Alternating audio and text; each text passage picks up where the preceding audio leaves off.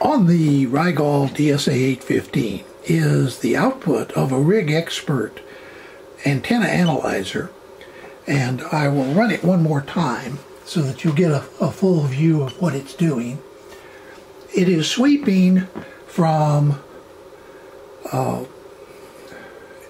megahertz to 101 megahertz. That is, the span of the RigExpert is a total of 2 megahertz, in other words, plus or minus 1 megahertz, from a 100 megahertz center frequency. The reason that I'm showing this is I am characterizing, in other words, I'm finding out the little anomalies in how the RigExpert works. I recently got this for some amateur radio projects, antennas and other things that I have on my to-do list. But the main reason that I'm showing this is one of the things that I've found useful throughout the 50 years or so of electronics career is it's good to know what's going on with the instruments that you're working with. And so let me just point out one thing, and then I'll scan it again so you can see it. What you will see is that the carrier frequency, or the center frequency of the RigExpert, is sweeping from, this is a 4 megahertz total width on the RigExpert spectrum analyzer. So it should start around this area, sweep up past the middle, and then sweep about the same distance on the other side. But watch the other signals that you see in the spectrum.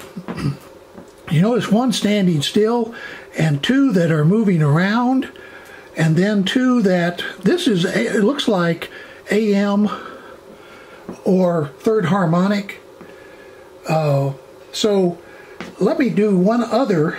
I'm going to do a stationary frequency and show you the spectrum across a much broader band. Now we're showing the full frequency range of the RigExpert.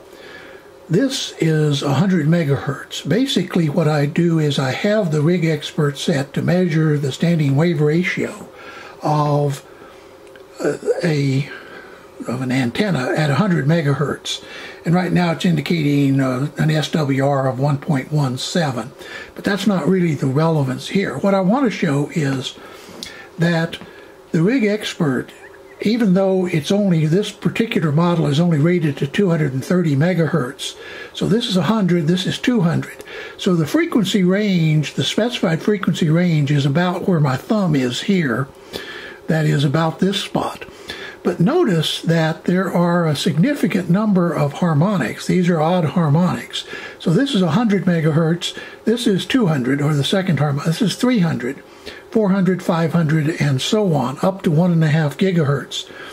The reason I point this out is, and the reason I'm doing these tests, is these can cause issues due to the characteristics of the device under test. So just because the RigExpert is specified out to 230 megahertz, don't assume that that means that you're not getting some energy at higher frequencies than that. It's just that the center frequency of the RigExpert doesn't go out past 230 megahertz for this particular model.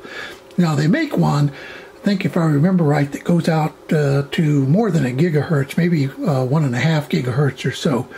There's different models. But at any rate, this is the purpose of this, is to characterize. And the reason that I'm doing all of this is I'm setting out to do a video on an area that I promised someone, it's almost a year ago. It will be a year this fall. An engineering student had asked a question about the characterization of networks, particularly what are called two-port networks. And so the rest of this video, I'm going to be talking about that, but it's mostly going to be theory. And so for those of you that are just interested in the characteristics of the RigExpert, you want to stop here. But if you're interested in a little bit of an overview of the relationship between, for example, various parameters, like hybrid parameters, Z parameters, S parameters, and so on, it's not going to be a mathematical discussion. It's more a kind of get it straight in your head video to help particularly engineering students that are coming to these topics for the first time, to give them a kind of structure to think about. I'll let them learn the math from the textbooks and the classes. But for whether you're an amateur radio operator or just curious about this, or you're a EE student and going to be doing this for a living, I think it's important that you understand a little bit about characterizing networks. Now, what I'm doing here is not actually characterizing a network. It's really characterizing a piece of equipment to be used to characterize a network.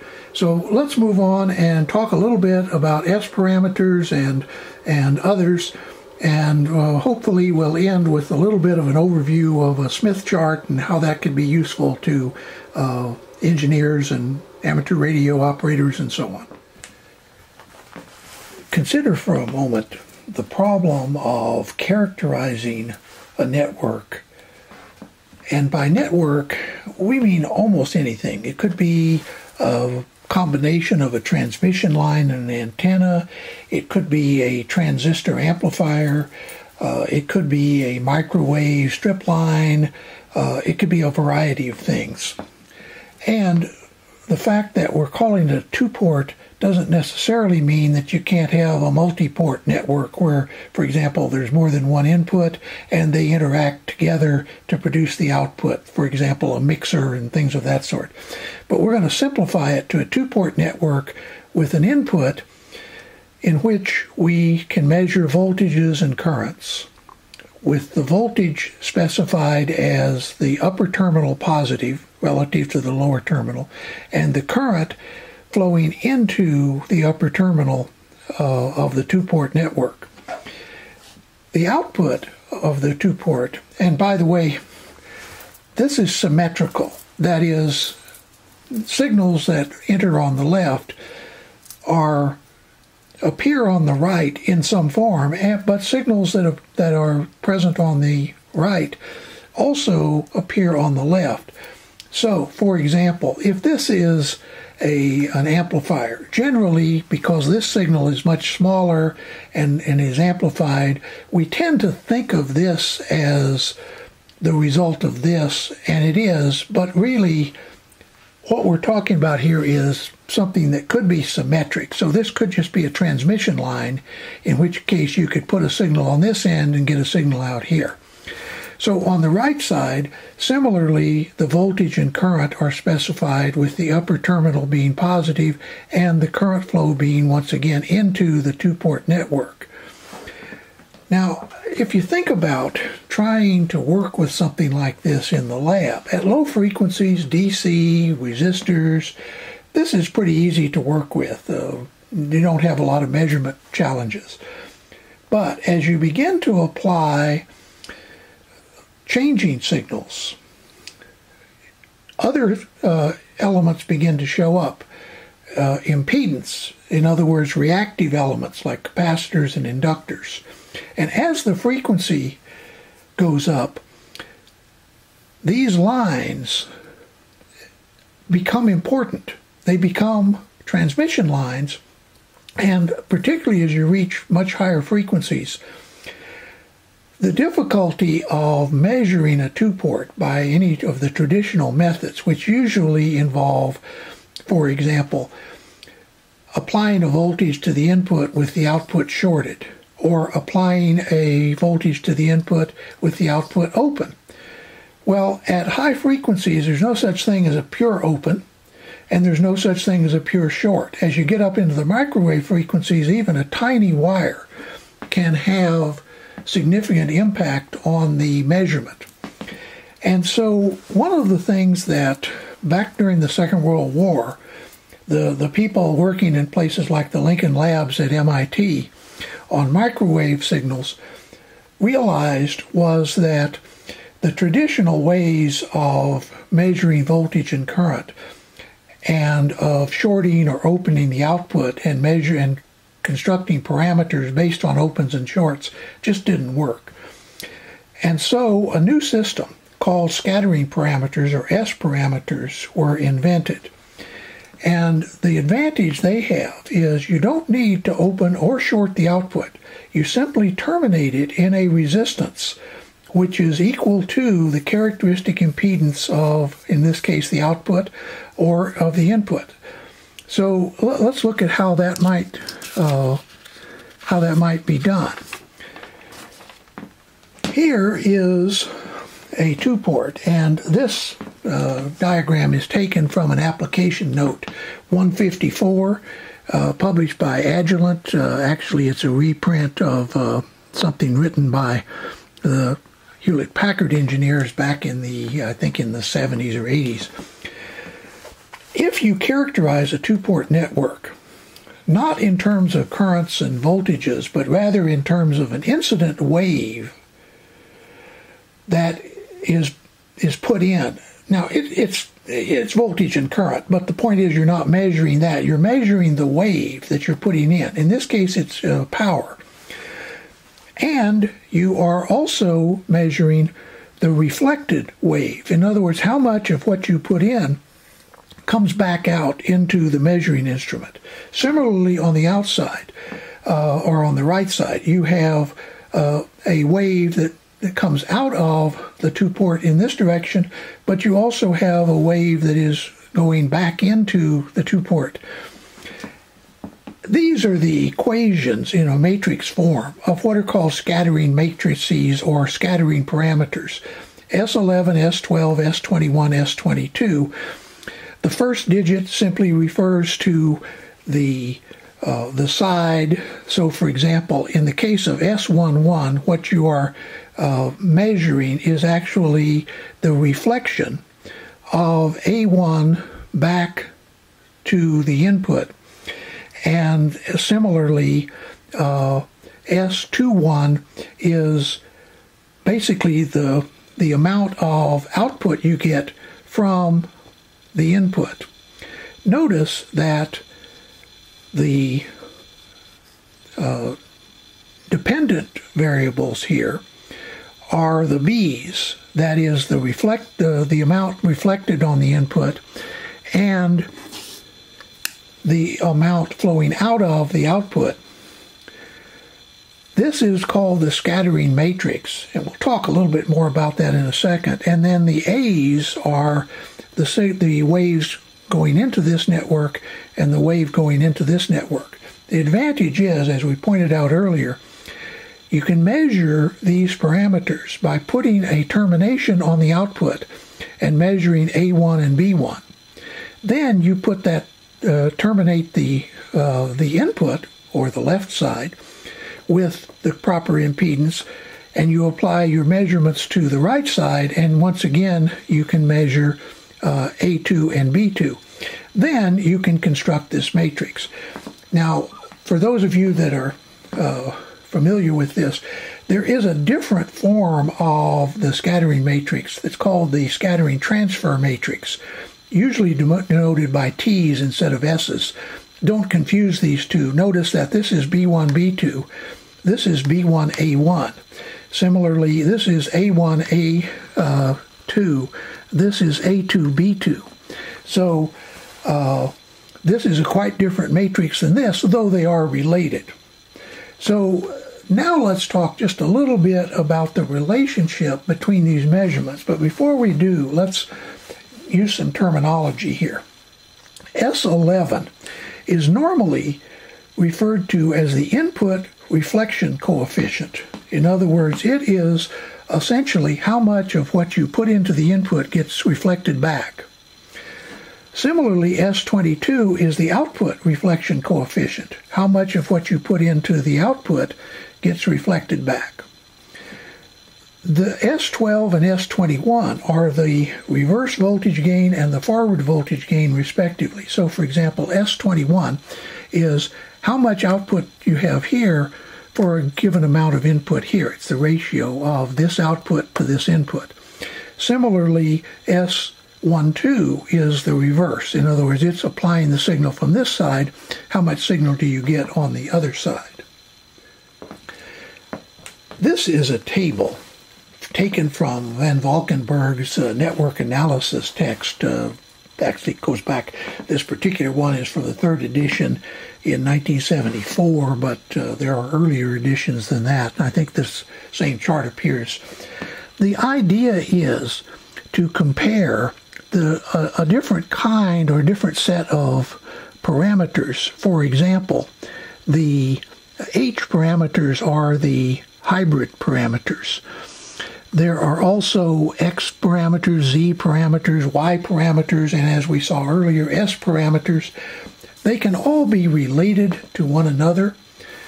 But what I would like to talk about in the last few minutes of this video is the relationship between things like standing wave ratio, in this case the voltage standing wave ratio, the return loss, and the reflection coefficient. Now, earlier we mentioned that, for example, S11 is a reflection coefficient for the input. S22 is a reflection coefficient for the output. The reason these are important is when you're trying to transfer power, say from a transmitter to an antenna, measuring the standing wave ratio, or measuring the reflection coefficient, or measuring the return loss, which is another way of doing this. Return loss is usually used in professional measurements, that is, in professional metrology. VSWR tends to be used by amateur radio operators. And as we saw earlier, reflection coefficient is actually a mathematical computation based on some measurements you make in the lab, but you can relate these to each other. Perhaps a better way to get the idea conceptually is to look at what we just saw with this chart, which shows the red is the return loss. And notice that the return loss is very high at very low SWR. So as SWR, which begins at 1, increases, the return loss decreases. Or another way to put it is a lot more of the signal gets returned to the input. It doesn't go out into the antenna, for example. If you look at SWR, that's the blue line, it goes up and eventually can become essentially infinite. Return loss at SWR of 1 is essentially infinite. So although these stop at these points, they really are infinity, at least in theory. The yellow line at the bottom, and you can't see that because of the scaling very well, is the reflection coefficient. But there's a relationship between each of those. And I won't go into the details of that. You'll find them if you're taking a course in this in your textbook. If you're an amateur radio operator, you can find this in the ARRL handbook, the various formulas to convert one to the other. But the main reason that I wanted to talk about that is to show that if you can measure the reflection coefficient for a network, you basically can characterize all of its performance over a wide range of frequencies. A handy graph or graphic technique for working with networks in which you use scattering parameters, in other words, high-frequency networks, is called a Smith chart. And I only point this out because I'm going to close by showing a Smith chart on the RigExpert that I was displaying earlier. And all a Smith chart is a set of concentric circles, or not concentric circles, I should say. All of the circles just touch this point on the far right. So this circle is centered such that its right-hand edge touches, and then this one is centered such that its right-hand edge touches, and so on. Those circles represent resistance, as shown across here. So, for example, this is a resistance of 0.5, and I say a resistance of 0.5, it's not a reactive component. It's not an inductor or a capacitor.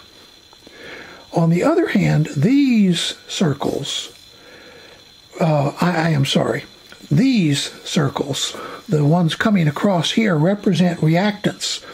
In other words, as you move off of this axis in any direction, you are inserting either a capacitor or an inductor into the equation. And as you know, those are vary with frequency. And the whole idea of a Smith chart is to show the relationship between the resistance and the reactance over a series of frequencies. So, for example, if you plot on a Smith chart a range of frequencies, it might start here and describe a circle that winds up down here. If it winds up on this axis, that means that at that frequency, the network you're working with is a pure resistance. At any frequency where the Smith chart doesn't lie on this line, you have both an inductance and a resistance present, or a reactance and a resistance present. Now, I'm showing you a kind of simplified Smith chart. They can get more complicated. This, for example, is a Smith chart that is used for a variety of applications, and actually is used quite frequently in the microwave industry and in industrial applications. You may notice that it actually is two Smith charts laid on top of each other. One starts over here and has the concentric circles running this way for resistance. And then there is one overlaid on that starting from the left side that goes in the opposite direction, and it's color-coded to help you with deal with those differences. So, why do we go into all of this? S parameters, Smith charts. It sounds like we're just making up a bunch of stuff so we can write hard final exams. Well, no, the reality is once you become familiar with the use of a Smith chart and the use of scattering parameters, you'll find that you can move fairly easily between measurements in the lab and calculations during the design process. So let's bring this whole video back to earth by showing you how a Smith chart gets shown on an antenna analyzer in this case, although vector network analyzers do the same thing. So here is the RigExpert measuring actually in this case the input of the Rigol spectrum analyzer. And it's set to display what is called all params. Notice that in the upper left-hand corner is the SWR, and beneath it is the magnitude of the impedance. That's why the absolute value sign's around Z. It's around 53 to 55 ohms. On the right-hand side is the return loss. Remember earlier we showed that was also a measure of the reflection coefficient and or the standing wave ratio. So in other words, the top two readings are just different ways of expressing the same quantity. And then the phase is the actual phase angle, and in this case it's at 100 megahertz or 100,000 kilohertz. Below that is the resistance and the reactive component. In other words, this is on the Smith chart. The R is the value along that axis or along those concentric circles that are centered on that axis that goes from left to right. And then X is the reactive component. In this case, it's somewhere around -1 to -3 ohms Of course, minus is the capacitance and plus is inductance. On the right are the L and C, in other words, inductive and capacitive components of the input. So, okay, all this is interesting, so why am I showing this? Because now we're going to use the RigExpert to show a Smith chart of exactly these same values. So here is the Smith chart. We'll start it, and you'll notice that there is a very small